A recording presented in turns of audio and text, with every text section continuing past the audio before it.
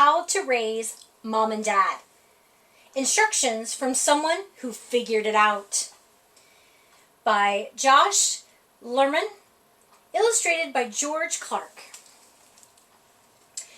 Now that you're older, you're ready to help me with Mom and Dad. They mean well, but sometimes they need a hand. Be sure to wake up Mom and Dad before it's light so they'll have plenty of time to stop feeling sleepy before they go to work. But don't go to them. It's much nicer to shout really loud from your room until they get up and come to you, because exercise is healthy for grown-ups and it will help wake them up. This is totally true. Mom! Dad! Sometimes they take too long, and we have to go and wake them ourselves. Mom always tries to make the bed, which doesn't make sense because it's just going to get messed up later. You can point this out to her. Then you have to help Mom and Dad get dressed. They usually wear really boring clothes, so choose stuff that's more fun. It will help them feel better about themselves. Next comes breakfast. Mom and Dad will probably be practically snoozing still, so they need some good energy food, which is anything with lots of sugar. Now that you're in preschool, you'll have to teach them how to make your lunch. Some things that are okay for home, like carrots or yogurt, are embarrassing at school. If you gradually stop eating what they give you, bring it back home in your lunchbox, you can work your way to chips, cookies, and pudding every day like me. In the car, on the way to school, is a good time to ask for things, because that's where Mom and Dad don't have anything else distracting them. Besides, when you ask them for things, it makes them feel like they're the bosses. You'll probably have to ask again and again so they hear you over the radio. Today we're going to ask for a puppy. When Mom says, "we'll see," it means almost the same as yes. If Dad says, "we'll see," it means he's gonna check with Mom. When Dad says, "absolutely not," it means almost the same as yes. If either of them say plain old no, it means maybe. So keep taking turns asking each of them until it turns into a yes.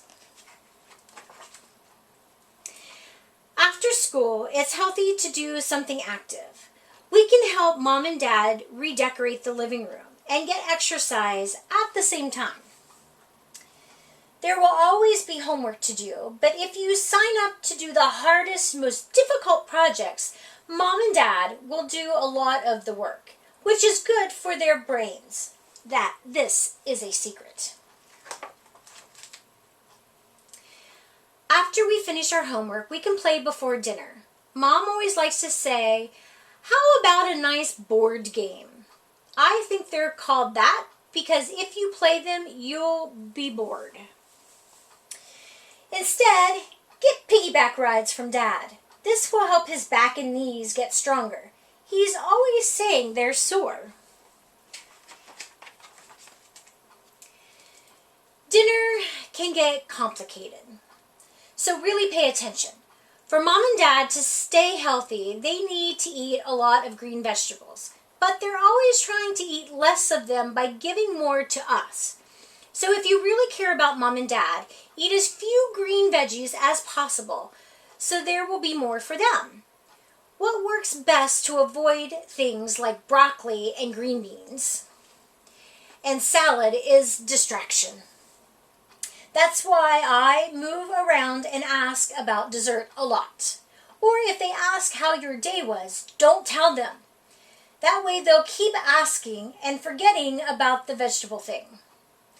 We can also ask them again about the puppy. You'll eventually have to eat something green, but never give in on spinach because that's the healthiest for them. During bath time, you can help mom and dad keep the tub clean by sloshing the water around while you're playing.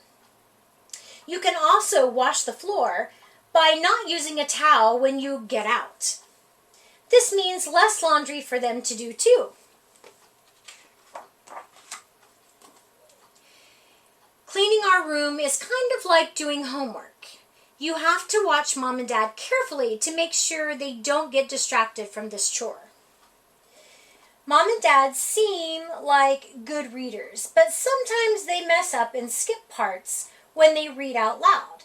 Listen hard and always tell them when they skip.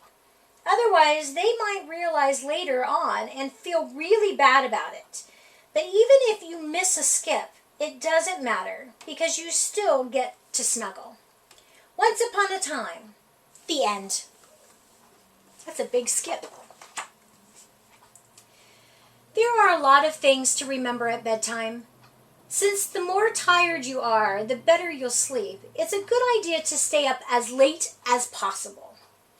Also, it's your job to tire out mom and dad, so they'll get a good night's sleep too. First, ask for a glass of water, even if you're not that thirsty, or you could get it yourself. Next, come out of your room and say you're itchy. You'll have to take a super long time showing them where, because sometimes the itchy spot can move or totally new ones can start right there on the spot. And you'll need lotion rubbed on. Then, because you were gone so long with the itchies, they'll have to kiss you, all your stuffed animals, goodnight again. When you're done everything else you can think of, tell them you're having bad dreams. Dad will always sing to make your bad dreams go away, which is good because he has a better voice than Mom. This is totally true. While Dad's singing, Mom should check the closet for monsters. Once they're tired and can pay total attention, it's a good time to ask about the puppy again. Absolutely not. We'll see. Maybe. It's a lot of work to raise Mom and Dad, but in the end, it's worth it. This is totally true.